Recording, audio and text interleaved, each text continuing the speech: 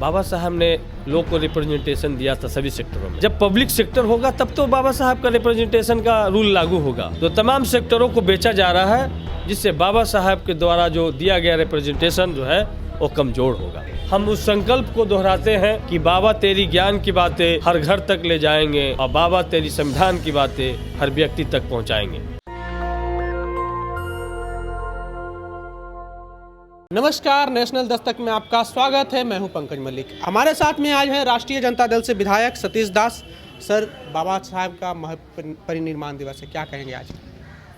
बाबा साहब के महापरिनिर्वाण दिवस के मौके पर हम उन तमाम शोषित पीड़ित लोगों को याद करते हैं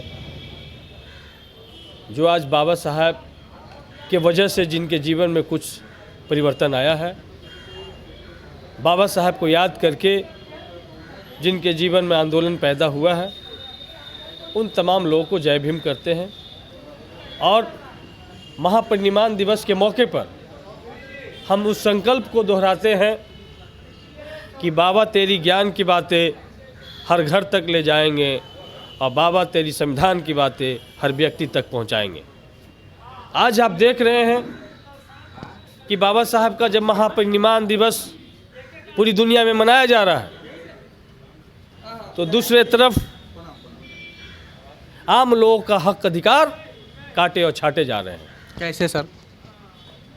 बाबा साहब ने लोग को रिप्रेजेंटेशन दिया था सभी सेक्टरों में, लेकिन जब पब्लिक सेक्टर होगा तब तो बाबा साहब का रिप्रेजेंटेशन का रूल लागू होगा। प्राइवेट सेक्टर में तो कोई रिप्रेजेंटेशन का रूल है नहीं, तो तमाम संस्थानों को निजीकरण किया जा रहा है। आज संसद में बैंकिंग सेक्टर को भी निजी हाथों में देने का बिल लाया जाएगा। तो तमाम सेक्टरों को बेचा जा रहा है, जिससे बाबा साहब के द्वारा जो दिया गया रिप्रेजेंटेशन जो है वो कमज़ोर होगा। दूसरी ओर बाबा साहब जिनके लिए संघर्ष किए, आज उनकी स्थिति क्या है? आज 75 साल बाद जब उनके बच्चे स्कूल जाने लगे तो नई शिक्षा नीति लाई जाती है, और नई शिक्षा नीति ला करके आम लोगों को शिक्षा के अधिकार से वंचित किया जा रहा है। आज सरकारी संस्थानों को कमज़ोर किया जा रहा है और निजी विद्यालयों को बढ़ावा दिया जा रहा है।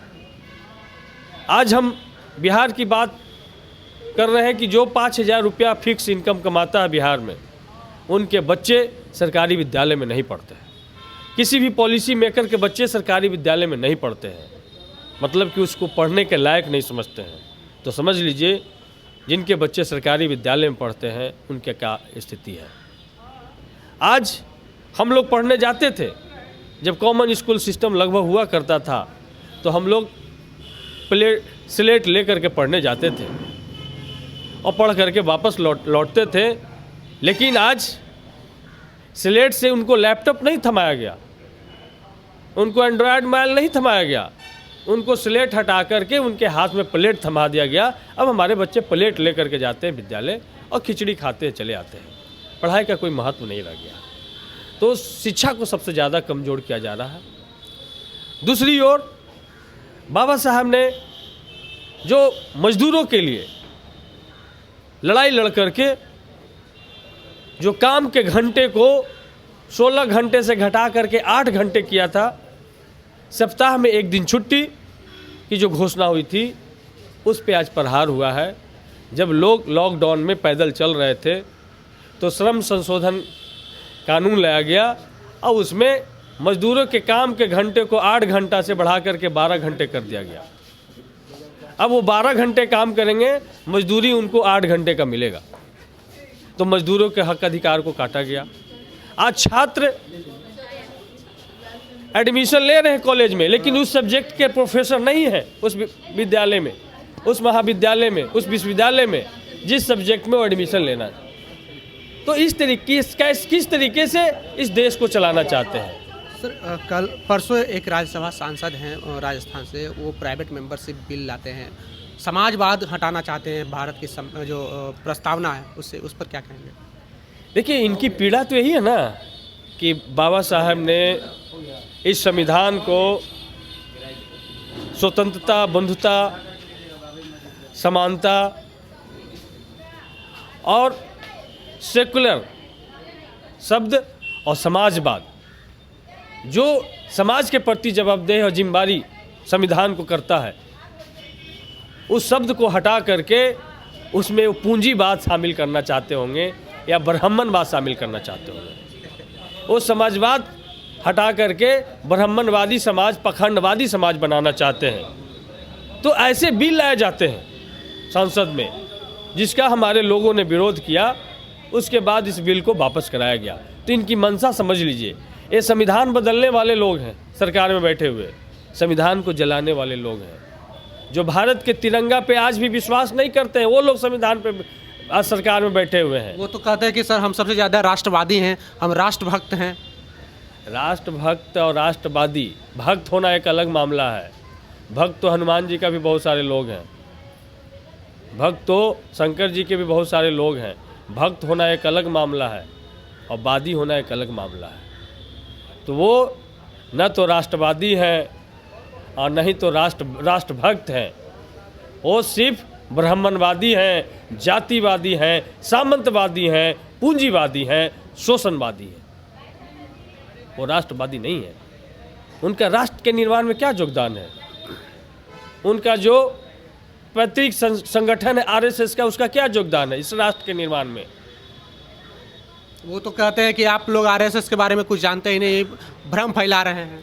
उनके गुरु गोवलकर जो है 1940 में अंग्रेज के सामने कहते हैं कि भारत को 100 साल आप और गुलाम बनाए रखिए, लेकिन यहाँ के शूद्रों को वोट का अधिकार मत दीजिए।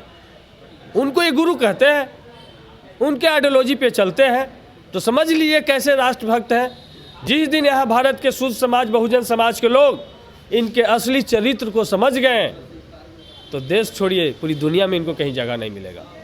ये इतने घृणावादी लोग हैं, जातिवादी लोग हैं, मनुवादी लोग हैं, सामंतवादी लोग हैं। इसलिए हम तो मानववादी लोग हैं। हम तो बाबा साहेब और गौतम बुद्ध के मानने वाले लोग हैं। हम तो सबकी शिक्षा, सबकी स्वास्थ्य, सबके अधिकार की बात करने वाले लोग हैं। हम बराबरी पर आधारित समाज चाहने वाले लोग हैं, लेकिन वो गैर बराबरी पे समाज बनाए रखने वाले लोग हैं। इसीलिए इन लोगों ने जातिवाद खत्म करने के लिए कभी कोई प्रयास नहीं किया। इस देश में जातिवाद खत्म हो, इसका कभी प्रयास नहीं किया। उल्टा ये जो जातीय जनगणना का आंकड़ा है उसको छुपाना चाहते हैं, जातीय जनगणना नहीं कराना चाहते हैं। इन्होंने तो सुप्रीम कोर्ट में भी कहा है, जिससे ये जो भारत में जो गरीब गुरबे जो लोग हैं, जो जाति के आधार पर जिनका शोषण होता रहा सदियों से, उनकी अगर गणना हो जाए, उनकी संख्या वास्तविक स्थिति हो जाए, तो उनके उत्थान के लिए बजट में प्रावधान नहीं करना पड़े, इनको आबादी के अनुरूप इस देश के शासन में हिस्सेदारी नहीं देना पड़े, इस जिसकी जितना संख्या भारी उसकी उतनी हिस्सेदारी तय न करना पड़े, इस वजह से ये जातीय जनगणना से बचना चाहते हैं। ये वो लोग हैं। इसलिए ये क्या है, अब धीरे धीरे इनका पट खुलने लगा है, और जब सब चीज़ खुलता है तब समझ में लोगों को आने लगा है कि ये देश को बेचने वाले लोग हैं, ये जुमलाबाज लोग हैं, ये झूठ बोल करके शासन करने वाले लोग हैं। ये जो तमाम तरह के चिन्मैया नान टाइप के जो लोग हैं, राम रहीम टाइप के लोग हैं, आसाराम बापू टाइप के लोग हैं, कुलदीप सिंह सेंगर जैसे लोग हैं, उनके संरक्षण देने वाले लोग। लास्ट सवाल सर, मुख्यमंत्री नीतीश कुमार अपने आप को समाजवादी कहते हैं कि मैं भी समाजवादी नेता हूं, मैंने दलित पिछड़ों के लिए बहुत काम किया है। आपकी नज़र में मुख्यमंत्री ने क्या काम किया है? देखिए, मुख्यमंत्री कहीं से हमको समाजवादी नहीं दिखते। मुख्यमंत्री खास करके नीतीश कुमार जी अवसरवादी दिखते हैं। और मुख्यमंत्री अगर समाजवादी होते तो संविधान जलाने वालों के साथ में खड़ा नहीं होते। बंच ऑफ थॉट लेकर के जो लोग आगे बढ़ रहे हैं, उनके साथ में सरकार नहीं चला रहे होते।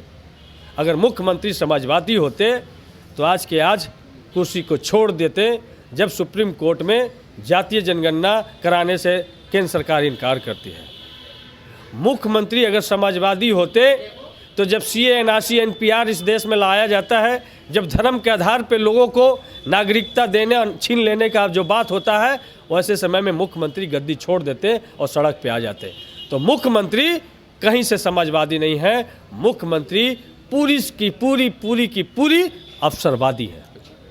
तो ये थे हमारे साथ राष्ट्रीय जनता दल के विधायक सतीश दास। आपको हमारा ये रिपोर्ट कैसा लगा, आप हमें अपनी प्रतिक्रिया कमेंट बॉक्स में जरूर दें।